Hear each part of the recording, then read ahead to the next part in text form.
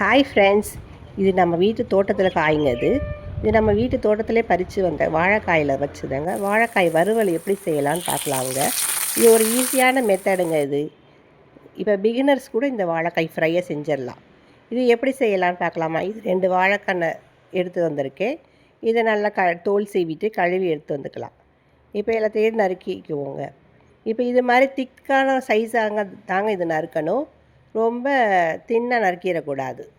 இது எல்லாத்தையும் நறுக்கி எடுத்து வந்தாச்சு. இப்போ இதோடு நம்ம 10 பல் பூண்டையும் சேர்த்துக்கலாங்க. இது வாய்வுனால இப்போ பூண்டு நிறையாவே சேர்த்துக்கலாம்.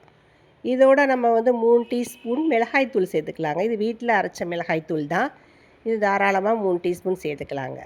இப்போ அதோடு நம்ம 2 டீஸ்பூன் அரிசி மாவையும் சேர்த்துக்க போகிறோங்க. இப்போ அரிசி மாவு எதுக்குன்னா, இது நல்லா மொறுமொறுன்னு வருங்க இந்த வாழைக்காய் வறுவல்.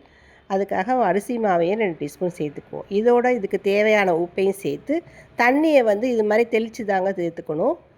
இப்போ நல்லா தெளித்து வச்சு நல்லா பெசரி விட்டுக்கணுங்க. இது வாழைக்காய் எல்லாத்துலேயும் படுற மாதிரி, மிளகாய் தூள் படுற மாதிரி இப்போ எல்லாத்தையும் பெசரி எடுத்துகிட்டு வந்தாச்சுங்க. இது ஒரு அரை மணி நேரத்துக்கு ஊறணுங்க.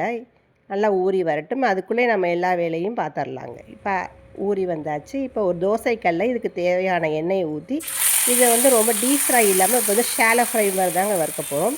அதனால் இப்போ வாழைக்காய்க்கு அதிகமாக எண்ணெயும் பிடிக்காதுங்க. இப்போ எல்லாத்தையும் திருப்பி போட்டு எடுத்தாச்சுங்க. இதில் கருவேப்பிலையும் சேர்த்து நம்ம ஃப்ரை பண்ணி எடுத்துக்கலாங்க. இந்த வாழைக்காய் ஃப்ரை ரொம்ப டேஸ்ட்டாக இருக்குங்க. இது சாம்பார் சாதத்தோடு சேர்த்து சாப்பிட ரொம்ப அருமையாக இருக்கும். எல்லோரும் லைக் பண்ணுங்கள், சப்ஸ்கிரைப் பண்ணுங்கள். ரொம்ப தேங்க்யூ.